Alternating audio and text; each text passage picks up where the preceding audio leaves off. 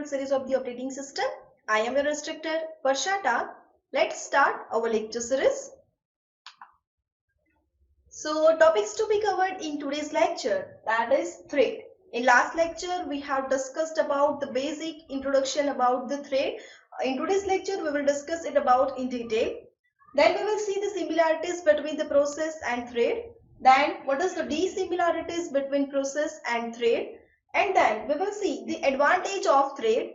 Then which are the types of the thread and multi-threading models. So first of all, let's start what is thread. In last lecture again we have discussed about the thread. So thread is what? The lightweight process, and it is created by the process. Thread is a single sequence string within the process, and it contains the program counter, then it contains the system register, and it contains the stack. So program counter will keep track of the which instruction is going to be executed. Then system register with which hold its current working variables, and stack which contains the execution history. Okay, so this all the informations will be contained by the thread.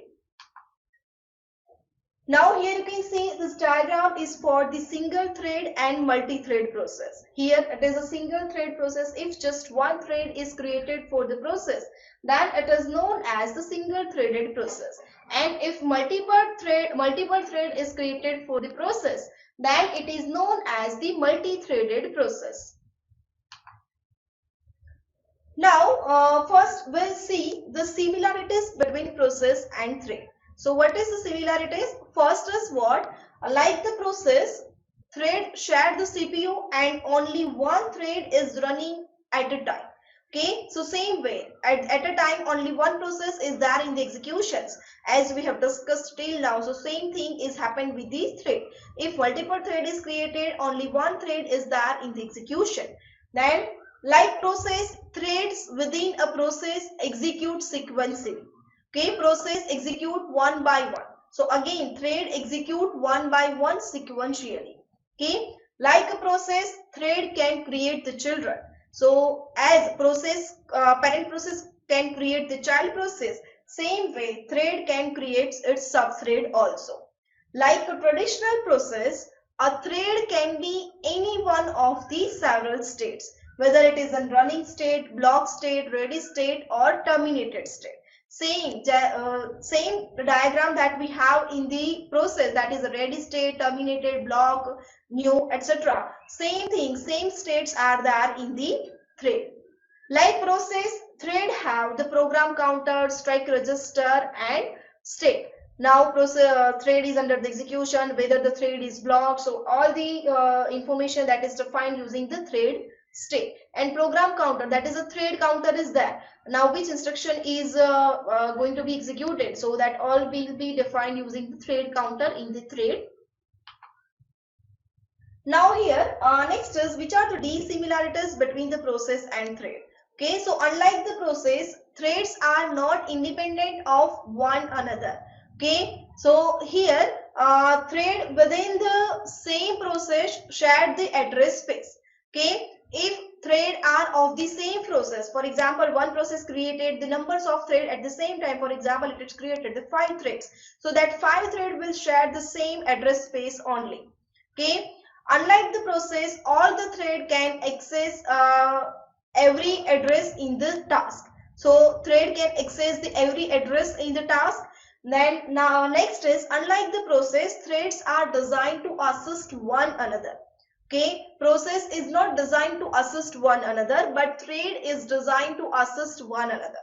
Here we have seen the example of the word. So word is created one process. When we start the word, it creates one process, but there are the numbers of threads are there for auto saving document, for saving document, for defining the spelling check, etc. So these are the different thread for creating for assisting the one task, that is for the word document.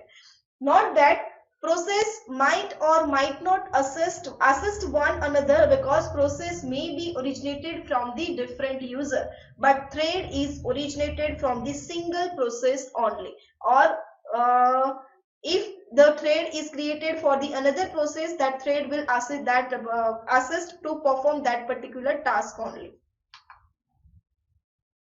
Now, which are the advantages of the thread? So, thread minimize the context switching time.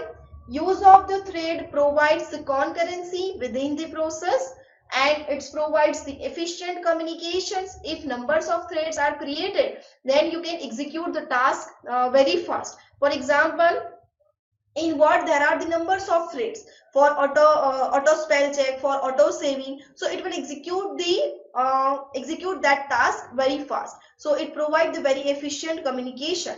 It is more easy to create and context switch between the threads. Threads can execute in parallel on a multiprocessor. So parallel can be thread can be executed as in a parallel mode if we have the multiprocessor. With threads, an application can avoid pre-process overheads. Thread creation, deletion, switching easier than processes. Like process creation, process deletion, process switching is very complicated in process, but that task is very easy in terms of thread. Thread have full access to the address space, that is easy sharing. So these are the advantages of the thread.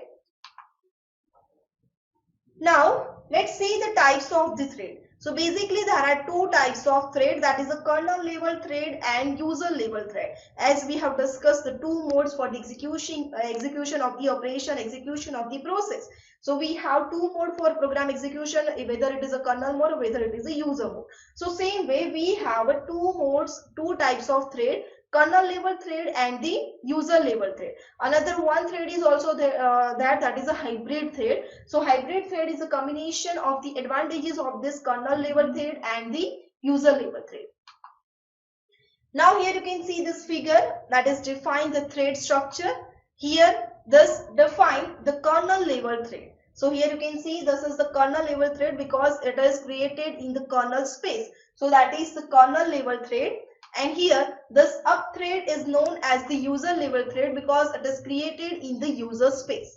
Okay, so basically we have the two types of the thread, that is a kernel level. If the thread is created in the kernel space, then it is known as the kernel level thread, and if the thread is created in the user space, then it is known as the user level thread.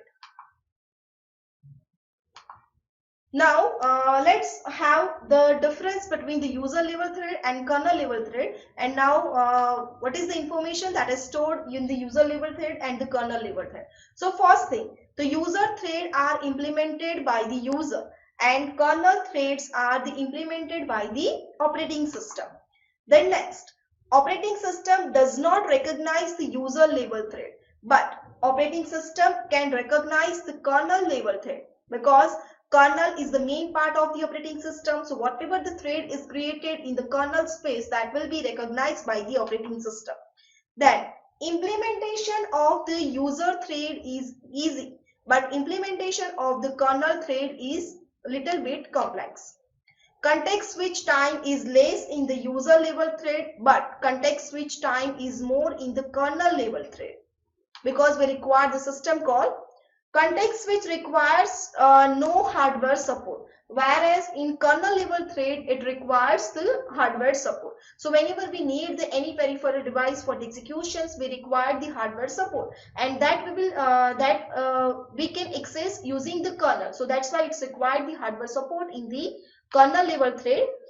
Now, if one user level thread performs the blocking operations, then the entire process will be blocked. Okay, so that is the disadvantage of the user level thread. So if one thread will be blocked, then it will block the entire process. But here, if one kernel level thread perform the blocking operations and another thread with the same process can continue the execution. So that is the advantage in the kernel level thread. Example of the user level thread, that is a Java thread, POSIX thread. These are the example of the user level thread, and for the kernel level thread, it is a Windows, Solaris. These are the example of the kernel level thread.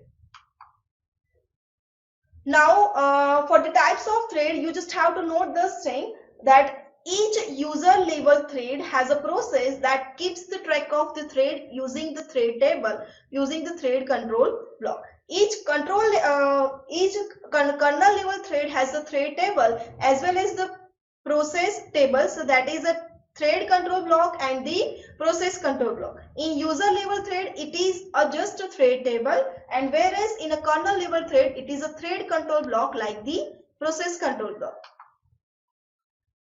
Now, these are the multi-threading model. The user thread must be mapped to the kernel threads by one of the following strategy. Which strategy? That is a many-to-one model, one-to-one model, or many-to-many models. So, many threads can be combined to the one kernel thread, one user thread can be combined to the one kernel thread, and many user thread can be combined to the many kernel thread. So, these are the models. Let's see it one by one. So first of all, this is a many-to-one model. That means many users thread can be combined to one kernel thread, so that it is known as the many-to-one model. Now here you can see in many-to-one model, many user level threads are mapped onto the single kernel thread. Okay, so thread management is handled by the thread library in the user space, which is efficient in nature. But what is the problem with this thread? So problem with this model is that it creating the user thread required the corresponding kernel thread. Okay, so whatever the process will be created, what is the thread, user thread will be created, it requires the corresponding thread in a many-to-one model. Now let's see the one-to-one model. So here you can see one user thread will be mapped to the one kernel thread. Okay, so for multiple user thread, we require the multiple kernel thread in terms of the one-to-one model. Now here you can see the one-to-one model, it creates the separate kernel thread to handle the each and every user thread. So most implementation of this model place a limit on the how many threads can be created. Okay, so Linux and Windows 95, Windows from the 95 to the XP implement the one-to-one model for the threads. But what is the problem with this thread? Problem with this model is what? User thread can block the entire process because we have only one kernel thread. But if we have the multiple kernel thread, then this problem we can overcome.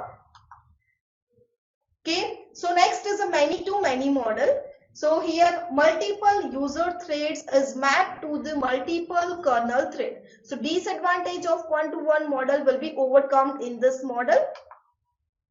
So here the many-to-many model multiplex any number of the user threads onto an equal or smaller number of the kernel thread. So combining the best feature of the one-to-one and many-to-one models that implemented many-to-many models. So user can create the any number of thread in a many-to-many model. So the advantage of this model is what? Advantage of this model, the thread cannot be blocked the entire process because we have the multiple kernel thread. So if one user thread will be blocked, it will not block the entire thread, entire process. Okay, so summary of this lecture, we have discussed about the thread in detail. What is thread? Then we have seen what is the similarities between process and thread, and what is the dissimilarity between the process and thread, and what are the advantages of the thread. And then we have seen the types of the thread, that is a user level thread and kernel level thread, as we have discussed the two mode for the program execution. So user level thread and kernel level thread is there. And another type of thread is that is a hybrid thread, that is the combinations of this user level thread and kernel level thread. And then we have seen the multi-threading models, different multi-threading models. Okay, so this is all about this lecture. Remaining interesting topic we will cover in the next lecture. Thank you for watching. We will meet in the next lecture. Thank you.